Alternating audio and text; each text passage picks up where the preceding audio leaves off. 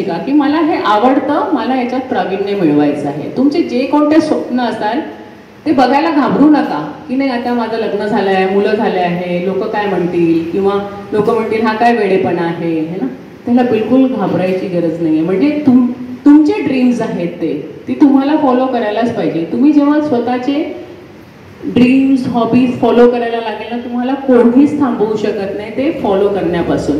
तर आपल्या ड्रीम्सला ओळखा, आपल्या पॅशनला ओळखा, आपल्या हॉबीला ओळखा आणि ते पूर्ण करायचा प्रयत्न करा, मनापासून प्रयत्न करा. एक गोष्ट तर मी खूप माझ्या प्रवासातलं एक गोष्ट मी खूप छान शिकली आहे की जेव्हा तुम्ही मनापासून प्रयत्न करता ना तेव्हा पूर्ण युनिवर्स तुम्हाला मदत करायला सुरुवात करते. ते पिक्चर मधला एक फेमस डायलॉग आहे कि किसी चीज को तुम शिद्दत से चाहते हो ना तो पूरी कायनात तुमको उसको मिलाने में जुड़ जाती है. सेम असंच असतं की तुम्ही एखादी गोष्ट मनापासून विचार करायला लागले ना तर ती गोष्ट मिळायला सुरुवात होते. स्विमिंग बद्दल मी तेच म्हणते की पूल मिळत गेला, कोच मिळाले, शिकायला सुरुवात झाली, टीम मिळाली, ती गोष्ट मनापासून वेड्यासारखं त्याच्या मागे लागावं लागतं. ॲक्च्युली कोणतीच गोष्ट असाध्य नाही राहत. तर ड्रीम्स बघा, मोठे बघा आणि त्याला फॉलो करा. अशक्य काहीच नाही आहे या जगामध्ये. हां, जे काही अशक्य आहे ना ते फक्त इथे आहे. बाकी तुमची बॉडी तुम्हाला कधीच धोका नाही देणार, तुमचं मेंदू तुम्हाला किंवा आपण म्हणतो ना माइंड तुम्हाला धोका देतं. 10 किलोमीटर चालायचं असेल ना तर 9 किलोमीटरवरती ते म्हणायला लागतं की नाही नाही बाबा आता खूप झालं. 21 किलोमीटर धावायचं असेल ना तर 19व्या किलोमीटरपासून ते कुरकुर करायला लागेल की आता खूप झालं. सगळं इथे असतं. 10 जे तुम्ही 19 केले तोपर्यंत तुम्हाला काहीच नाही वाटलं कारण तुम्हाला माहिती आहे 21 धावायचं आहे म्हणून. तर सगळं इथे असतं. इथून तुम्ही जितके स्ट्रॉंग होत जाल ना तेवढं तुम्हाला कळेल की असाध्य काहीच नाही आहे म्हणून. तर काहीच इम्पॉसिबल काहीच नसतं. फक्त माइंड तुमचं स्ट्रॉंग ठेवायला पाहिजे तुम्ही कोणत्याही गोष्टीसाठी आणि फोकस असायला पाहिजे. आपण काय करतो ना खूप साऱ्या गोष्टी एकासोबत करायचा. मला गार्डनिंग पण आवडतं तर मी गार्डनिंग पण करेल, मला रांगोळी आवडतं मी रांगोळी पण करेल, मला पार्टीजला जायला आवडतं मी पार्टीज पण करेल, मला शॉपिंग करायला आवडतं मी शॉपिंग पण करेल, पण मला स्वयंपाकी आवडतं मी स्वयंपाकी करेल.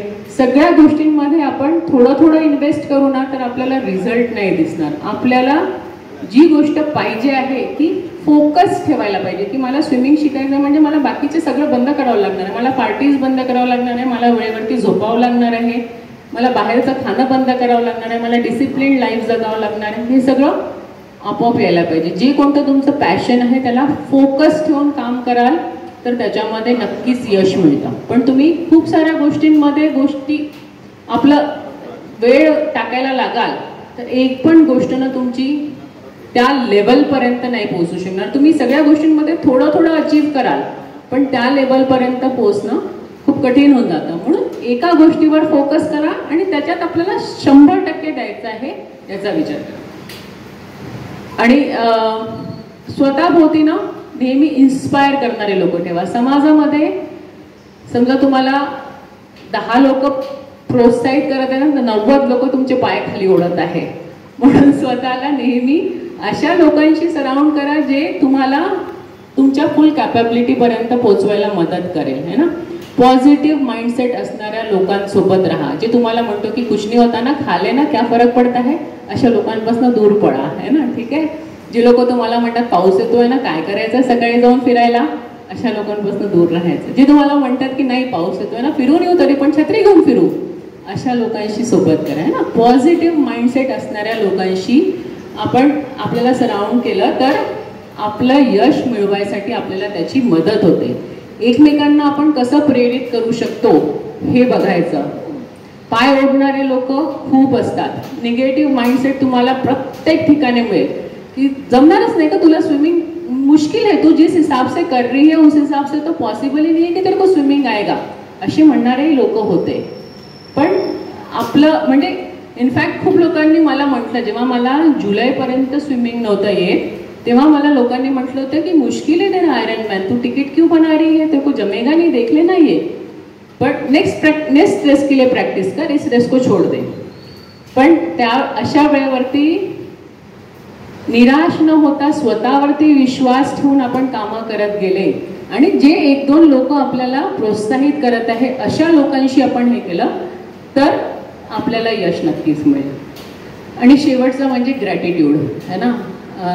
जेवढं आपल्याला मिळतं आहे तेवढं पण खूप साऱ्या लोकांना नाही मिळत है ना. म्हणून जे आपल्याला देतं आहे, आपली फॅमिली आहे, आपला समाज आहे, आपल्याला मिळणारे टीचर्स आहेत, आपल्या म्हणजे मी सगळ्यांनाच थँक्यू म्हणते.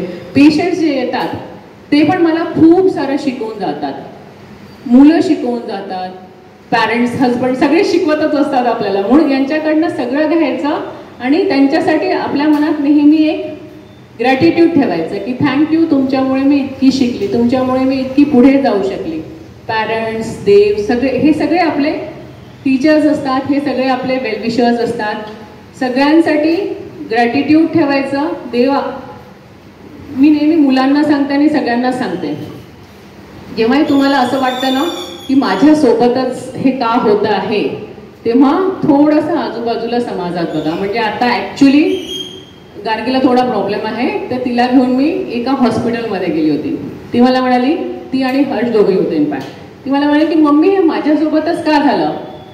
तिथेच थांबवलं तिला. म्हटलं या हॉस्पिटलमध्ये इतके सारे लोक दिसत आहे तुला, म्हणजे तुझ्या एकटीसोबत नाही होत आहे हे सगळ्यांसोबत होतं, हे खूप साऱ्या जणांसोबत होतं.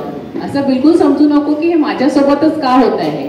असं म्हण की माझ्यासोबत झालं तरी काय फरक पडत आहे, इतक्या लोकांना होत आहे, मला झालं, मी याच्याशी फाईट करेन.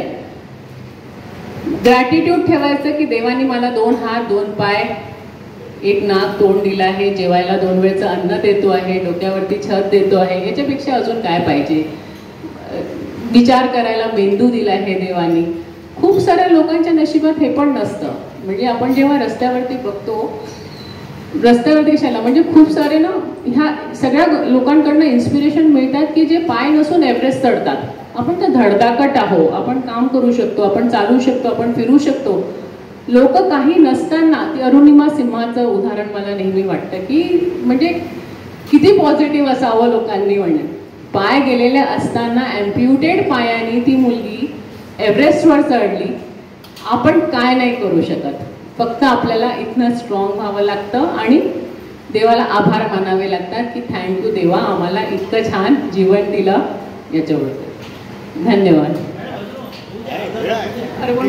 अनुभव असतील, आणखी अनुभव, तुमच्या मॅरेथॉनचे अनुभव.